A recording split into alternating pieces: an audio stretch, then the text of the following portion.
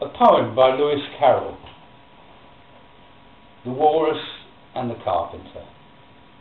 The sun was shining on the sea, shining with all its might. He did his best to make the billows smooth and bright. And this was odd because it was the middle of the night. The moon was shining sulkily because she thought the sun had got no business to be there after the day was done. "It's very rude of him," she said, "to come and spoil the fun." The sea was wet as wet could be. The sands were dry as dry. You couldn't see a cloud because no clouds were in the sky. No birds were flying overhead. There were no birds to fly. The Walrus and the Carpenter were walking close at hand. They wept like anything to see such quantities of sand. "If this were only cleared away," they said, "it would be grand. If 7 maids with 7 mops swept it for half a year, do you suppose," the Walrus said, "they could make it clear?" "I doubt it," said the Carpenter, and he shed a bitter tear.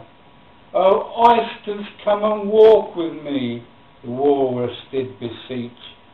"A pleasant walk, a pleasant talk along the briny beach. We cannot do it with more than 4, to give a hand to each." The eldest oyster looked at him, but never a word he said.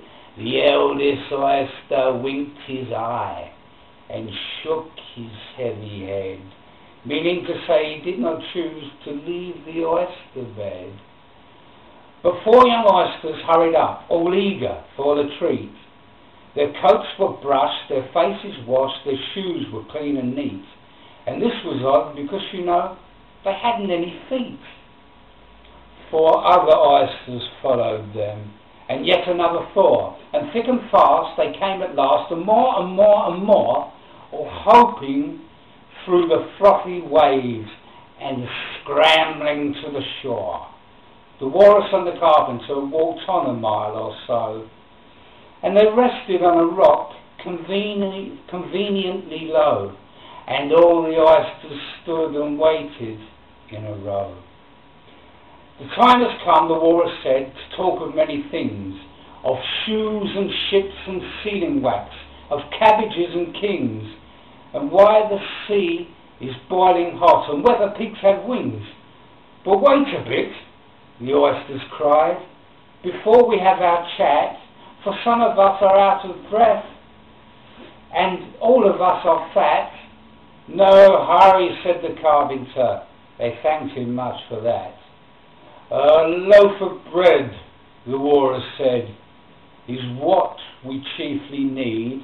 Pepper and vinegar besides are very good indeed. And now if you're ready, oysters dear, we can begin to feed."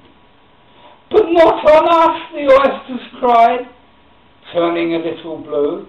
"After such kindness, that would be a dismal thing to do." "The night is fine," the Walrus said. "Do you admire the view?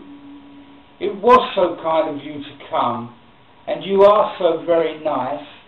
The Carpenter said nothing but, "Cut us another slice. I wish you were not quite so deaf. I've had to ask you twice." "It seems a shame," the Walrus said, "to play them such a trick after we brought them out so far and made them trot so quick." The Carpenter said nothing but, "The butter's spread too thick." "I weep for you," the Walrus said. "I deeply sympathize." With sobs and tears he sorted out those of the largest size, holding his pocket handkerchief before his streaming eyes. "Oh, oysters," said the Carpenter, "you've had a pleasant run. Shall we be trotting home again?" But answers came there none, and this was scarcely odd, because they'd eaten every one.